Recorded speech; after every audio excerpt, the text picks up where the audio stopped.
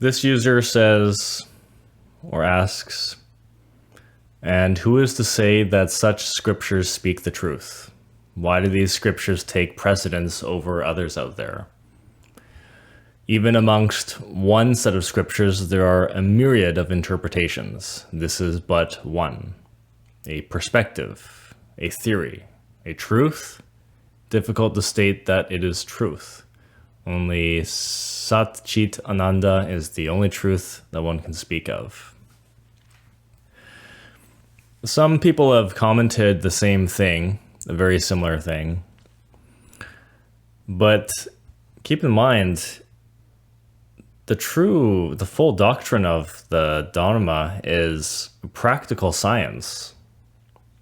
We know the scriptures are true because of direct experience. No scripture is better than the other, or better than another, rather, in the major religions.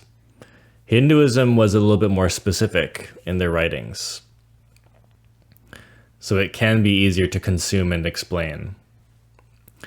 But the truth is not supposed to be interpreted. It's a mistake that people struggle to interpret anything. We should just know things, because all of us have a supra-consciousness. There is a conscious field in the cosmos, and all of us have that ability to become intuitive and tap into it. The majority of us on this planet just don't know how to use it. So the truth is supposed to be experienced in meditation. Everything needs to be checked and confirmed. And this is actually the practice of Dhamma Vichaya in Buddhism. This explanation in this presentation is not an interpretation. It does come from various scriptures, both Hindu and Buddhist, but truly, those scriptures were written, number one, from monks, masters who've experienced these realities and seen this process. And many other people, including myself, I've seen this process. I've confirmed it numerous times in meditation. Another user asks, why is liberation necessary? Is it? Why can't a soul devolve into a simple, less complex being who doesn't understand pain or suffering and live a less painful life? And how do plants accumulate karma? I thought humans accumulate it.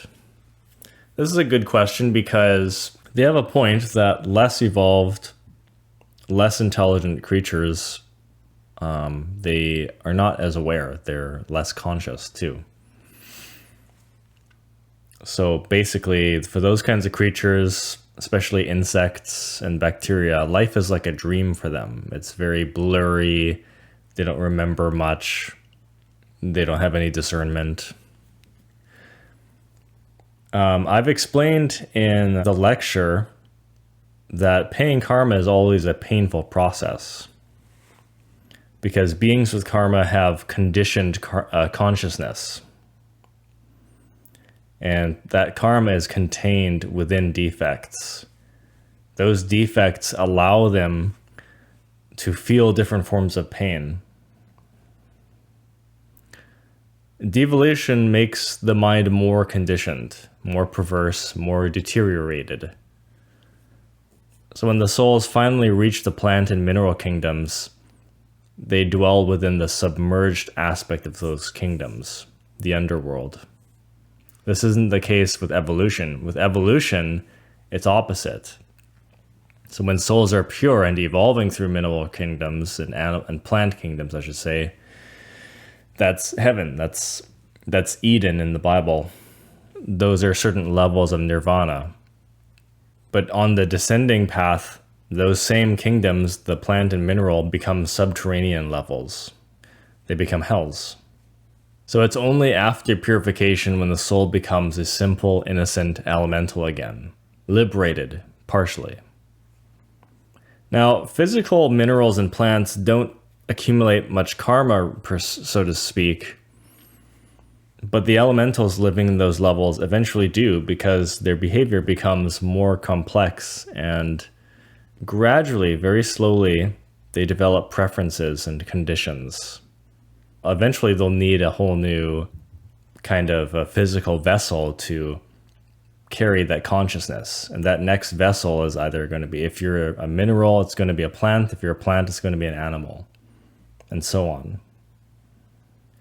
Another user commented on the idea that it's actually better to assume that you don't have a lot of lives left than to go by this model of 3,000 rounds of evolution, 108 existences.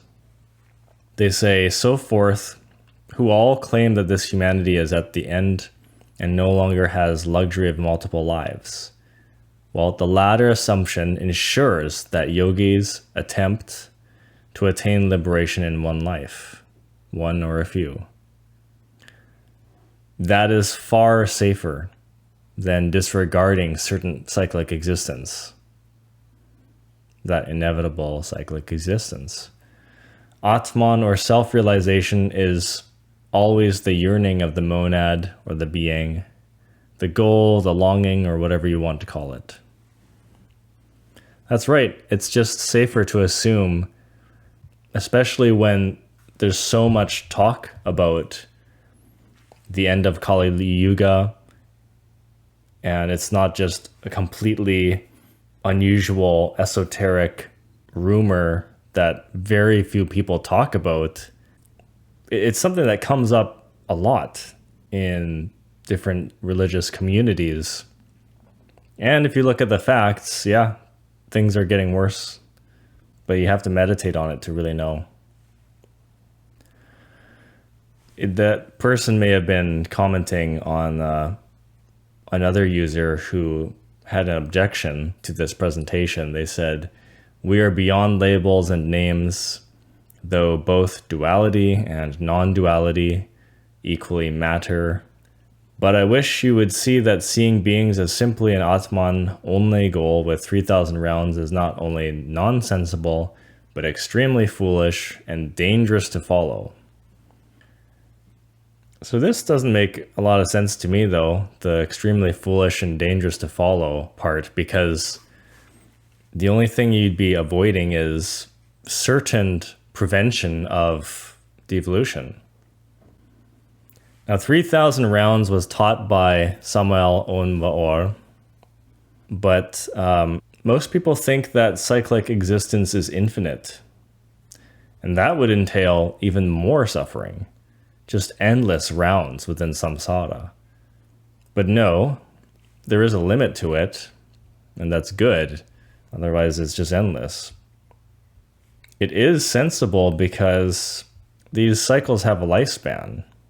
Nothing that is living lasts forever. The Buddha said only 3 things in the universe are eternal, right? Space, karma, or samsara.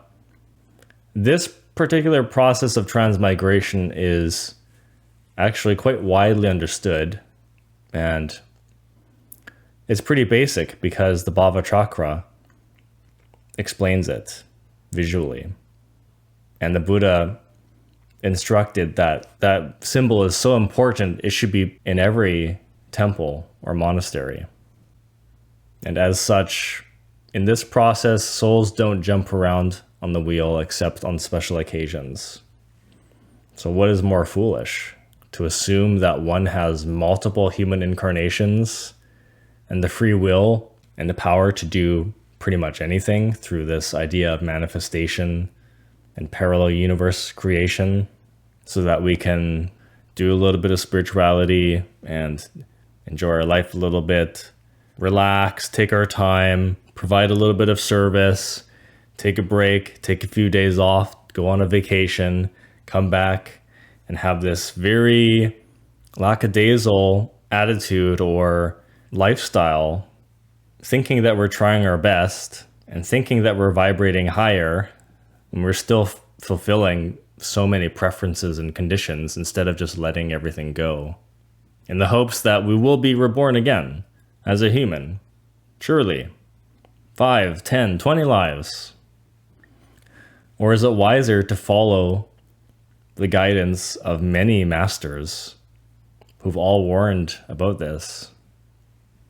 Dalai Lama, Samael Aun, Shunyamurti, who all claim that this humanity is at the end of its evolution. So similarly, another user says, modern studies demonstrate what the ancients said: everything is God, everything is one, we are God, fractalized. There is only God who is the source energy. And they're essentially saying here that we can manifest any reality that we want. And so most of this comment, most of it's true, but the only inaccuracy is the ability to create our own realities through free will. Because everything has a kind of a limit, or every being has its own limitations, right? Everything has to be within a scale. And so that ability of free will and parallel universe creation, it doesn't grant us unlimited power and creativity. The most fundamental laws of the universe are karma, interdependence, emptiness, or the absolute. These are all fixed. Likewise, karma or samsara, the process of transmigration, that is also an eternal law. And even if the highest God, if Source could break its own rules that it established in this game, he, she, they almost never do, because they prefer to keep their word. It's disrespectful to the rules of existence, and it hurts a lot of other people to break the rules. This user says something similar, but is very... They said to say none of us are the I am, which was a earlier comment I made, is to dismiss the nature's fractals concept, and I will just have to disagree with you there. That's what they said. Again, this is one of those matters where we're getting confused between conventional reality and ultimate reality. Right? The answer kind of depends if you're thinking how this applies to us right now or ultimately in God's perspective, right? So yes, actually, we are intrinsically the I am, right? The Buddha explained fractals when he said that each soul is like a crystal that contains a reflection of the source Buddha nature, the Tathagata or Tathagata, the I am. But however, the self exists in many levels for us, right? That's why there's such a thing as beings, billions of individual people and creatures, perspectives, their subjective perspective. So for us, the I am, the Tathagata, it's not developed. And that's why we have personal opinion. That's why we have different perspectives. That's why there are so many of us in this universe as individuals, not as one. That Tathagata is just a tiny little seed in us. And that's why it's also called a Garbha, Tathagata Garbha, which means Buddha nature seed, essentially. So if we were fully realized, we would not be here physically. Or at least at the end of our life, we would not reincarnate. We would then rest in the emptiness. But until then, we're not developed as the I am or the Tathagata.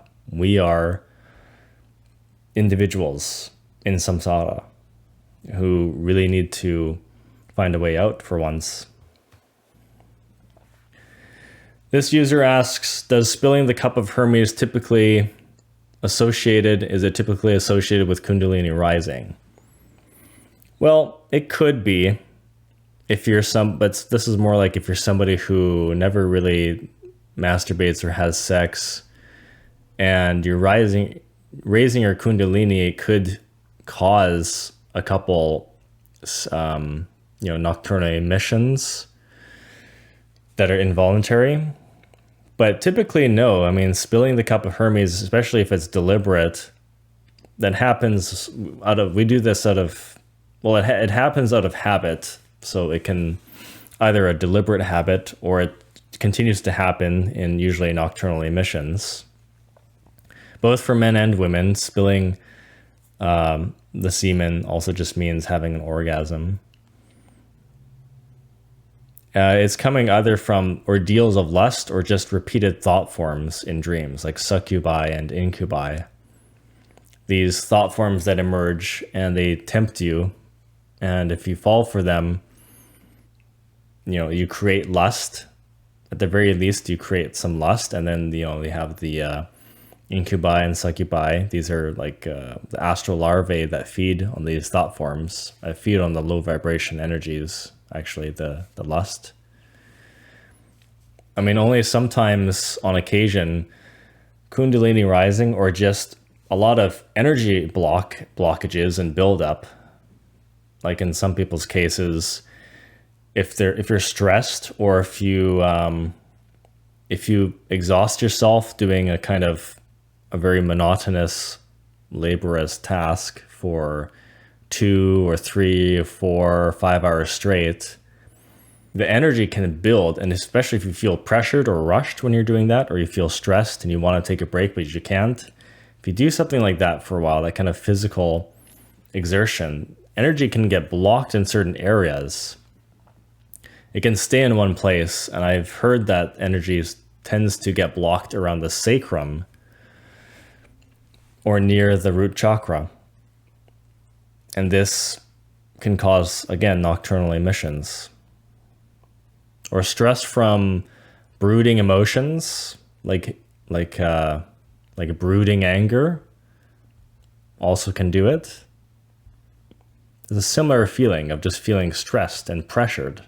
This pressure builds up in your body from brooding anger or labor and impatience.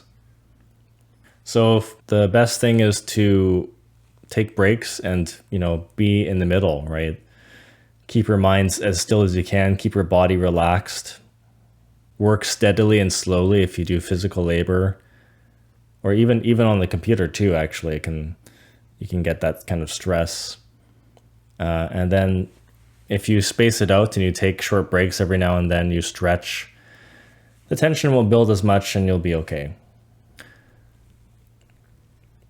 This is from a user who wasn't part of the lecture, but they saw the presentation, and they say, "People, stop believing in Quakery. Don't you people realize that he is making this stuff up? How does the soul store and process information? What purpose does the information that a soul acquires from living as a fly or as an electrician help in the upper level? How brain gives us our level of consciousness, the end of brain functioning, is the end of our consciousness. The reluctance to accept that we are mortals is the source of all of this nonsense. Live this life the best you can because it is the only one you will have." Well, I wouldn't be the only one making it up then, if that were true. So to answer your question, there was a question here. The ultimate purpose of the information we obtain during the journey of evolution is something called self-realization, coming to know the root source of consciousness within all beings, the root Buddha. The simple explanation behind reincarnation is this: energy cannot be destroyed. Every physicist pretty much knows this. We also know that consciousness is a form of energy. Everything is, from sound waves to radio waves and beyond. Emotion, intellect, intuition. No creature or thing can exist without energy, of course. Thus, when the body and brain expire, the energy of our consciousness remains. So our consciousness must continue on and find another physical vessel, if that's the level we're at. Every consciousness has a certain level to it and needs a certain kind of housing or vessel, like a capacitor. So no, the brain doesn't produce the consciousness. We live in a field of consciousness. Consciousness is in everything. It is life. The brain is just a vessel that specifies how field consciousness should function and behave. Or how could it be that the end of brain functioning is the end of consciousness if consciousness itself carries an energetic value for each creature? So there's if you want to learn a little bit more about this, or you want a little bit more proof about scriptures actually explaining or mentioning anything about devolution and evolution, there's an analytical write-up called Devolution and Evolution in the Agana Sutta. It was written in 2013 and posted in academia.edu. This user says, hey, genuine question here. What did you mean when you said semen retention around the Bodhisattva Buddha extraterrestrial part? And another question is, if lust is something to not be practiced, then what is up with the sexual things happening in evolution? Well, to answer this question, I should add that all Buddhas must have a high degree of chastity, or brahmacharya, in order to transmute their sexual energies for the maintenance of health, the endocrine system, the nervous system, intuition, and even the killing of defects. So this is absolutely critical. Bodhisattvas practice this at the highest level.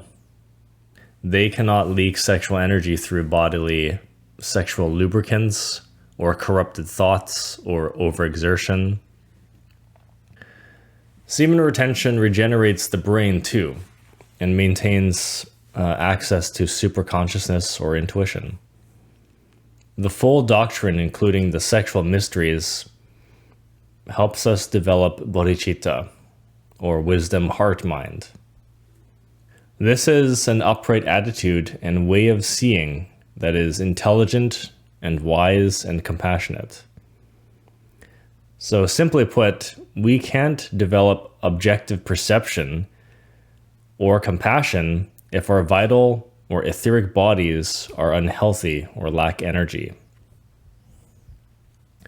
Now, to answer your second question, life is a great game or challenge, especially with our planet and creatures.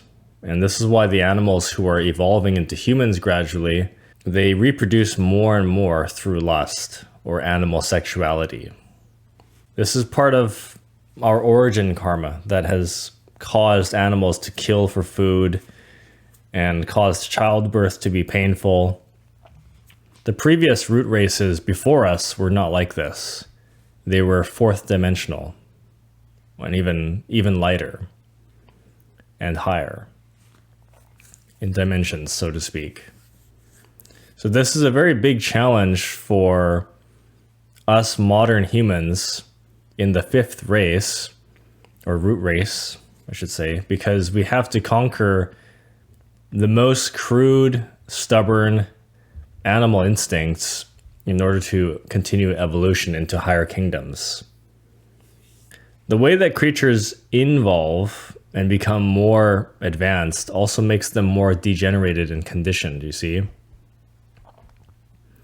When we conquer animal sexuality, we can practice suprasexuality, which doesn't contain or involve desire or attachment, just love and adornment. And this is taught in Tantrayana or Vajrayana Buddhism. The same user then is now saying, this worldview is fascinating and illuminating in many aspects. But that being said, it seems to be a very Earth-centric worldview and doesn't take into account the fact that Earth School is just one of many worlds that the human soul incarnates on. As such, this worldview doesn't seem to take into account the many lessons and much growth and evolution that occurs to the soul while incarnated to other worlds or on other worlds, or even the fact that time is not linear and that the soul can be incarnated on numerous worlds at once, undergoing many lessons and stages of development simultaneously and interdependently. I'd love to hear your thoughts on this. This presentation is made to be most relevant to the beings on this planet during this particular time. So it's my intention that we concern ourselves with our own root race or epoch, and planet before considering the processes and the helping of other planets and species. The process of transmigration is fundamental, and therefore it's the same everywhere for nearly all planets and galaxies and solar systems. Even though the being or monad shares more than one soul shard,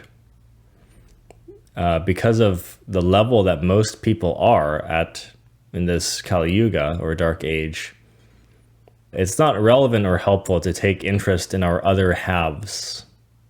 What you mentioned as beings split up into parallel universes in different time periods and different timelines. As modern Kali Yugs, because we don't have the vital energy or the health and the time to learn things like transference of consciousness or soul merging or reincarnation in the truth sense, where you consciously navigate and choose your circumstances for the next life. This is actually something that a master does. So what happens to us, we just return, or we are reborn. That's the actual term. Rebirth or return. And an individual soul shard doesn't go through rebirth on other planets if they are still in the process of completing a transmigration round, unless the being decides to place them elsewhere. This is a phenomenon that only occurs when souls earn it through Dharma service or purity. Soul shards can't travel to or reincarnate themselves onto other planets if they don't have solar bodies. We have typically, most of us have phantom lunar bodies, and they're limited to the orbit of the moon. They're lunar astral bodies. Only the being can rebirth a soul elsewhere. It is otherwise normal for a soul to be reborn on a different planet or galaxy. And it does happen all the time where souls are just simply reborn on different planets. But it's usually for a reason. It's not for fun or for an experience. It's usually just because that planet isn't safe anymore. The accumulation of soul shards evolving on different galaxies and at different stages provides the being wisdom. Regarding the functioning of time, this video simply is comparing evolution to our conventional way of perceiving and understanding time. I didn't bother explaining parallel universes and other directions of time here. But basically, you have split versions of yourself. You have soul shards of yourself on other planets and galaxies. And sometimes there are walk-in souls. There are a lot of people experiencing walk-ins, where an aspect, usually of their own soul, a different soul shard comes into their body from a different planet or galaxy to help you work, and vice versa. You can be transferred to another planet or body. But with the consciousness that we have, our experience is still very individual, very separated. So if you don't perceive yourself in a different body or a different planet, you're still here. Unless you have solar bodies and you're awakened, only your being can provide you a different circumstance, a different world to work on, a different body. But with the level of consciousness we have, we can only experience one timeline at a time for the most part, until we start developing that skill of astral projection and time traveling, parallel universe creation. Here's another remark that needs some clarification. They say, I agree. To urgently evolve is to enact the desire to not experience hell, which is a desire in and of itself. To accept the ego and the animalistic tendencies that arise with existing in a human body is, I think, the way forward. If the soul needs to be purified, then so be it. It shall do so on its own accord. Well, there is such thing as the attachment to nirvana or nibbana itself, the attachment to enlightenment, which I believe is one of the 10 fetters. So if there really is a strong, desperate attachment for enlightenment, then that, yes, that will become an obstacle. But that's different than having a longing or a yearning, a very intrinsic yearning, this inquisitiveness that the soul naturally has. The being pushes the conditioned souls to try to change, to seek the Dhamma, to stumble across it, and to follow it. There needs to be some initial self-interest, a little bit, because we have so much ego, but it's just enough to look into the practice, to start taking action. And then at that point, we're doing this work because of a sense of duty, a sense of responsibility. So as long as you're not too attached or too stressed out, you'll be fine. So based on right effort in Buddhism, the fetter of having an attachment to enlightenment is not the excuse to do nothing, to put no effort. The objective is to have awareness and concern. Another user here asks, why is the soul waiting so long to correct its karma? Why is my ego on the hook for all the lives that have existed before me? If I have lived at least 108 lifetimes as a human, then why on the 109th time I have experienced death? Upon experiencing death, should my soul now experience hell? Well, everything is a cycle and has a limit. It just so happens to be that 108 is approximately the amount of humanoid lives that every soul gets. It's pretty universal.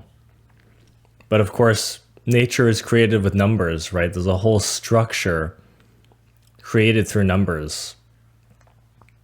So that 108 just happens to be the kind of the number that's responsible for the closing of cycles. Any kind of cycle in nature. We see 108 everywhere. But normally it's more like 9. It expresses itself as the value of 9. So everything has a cycle and a limit. We didn't choose these numbers. The yogis and the teachers, they didn't invent these numbers. They were already there. They're intrinsic. Everything is a birth, a maturity, a sustain, a decay, and a death. Nothing lasts forever except for the things that don't inherently exist. The Buddha mentioned them: karma, insubstantiality, non-self, and emptiness. Mineral and plant elemental souls that are not self-realized carry very little karma, but just enough to exist. Their existence makes a karma accumulate over time as they develop complex behaviors in evolution. Nature gives us a very large margin of time to experience life with more and more karma, but there comes a point where beings with tremendous conditioning and karma become insane and dysfunctional. So our inability to control our words, emotions, behaviors, our discussing of meaningless, silly things, depression, addictions, anxiety, obsessive compulsions, and then, eventually, fights, arguments, wars. It's just impossible to sustain that kind of psychology without becoming self-destructive. So nature doesn't allow these kinds of beings like us to persist.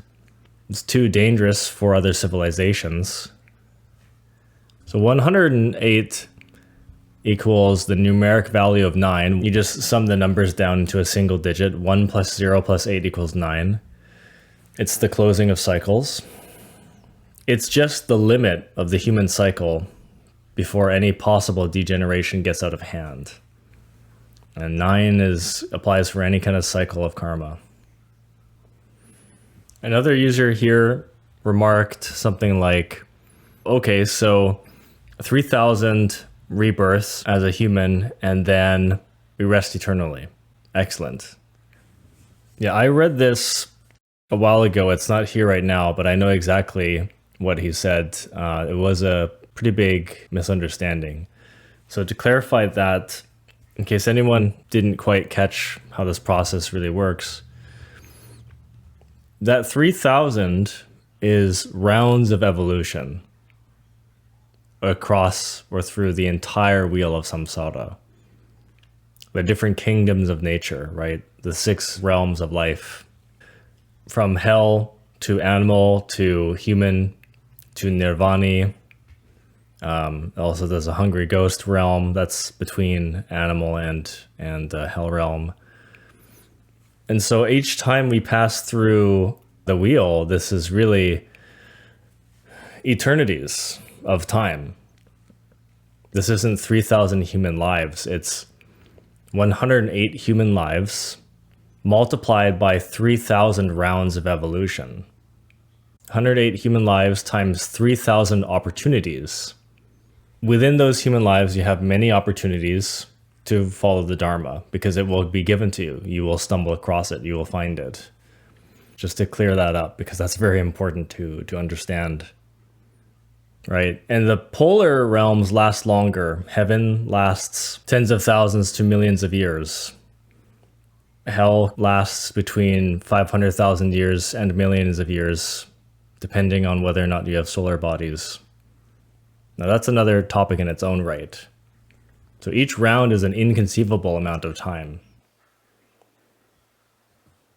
Any more questions? Okay, that looks to be it. Thank you very much.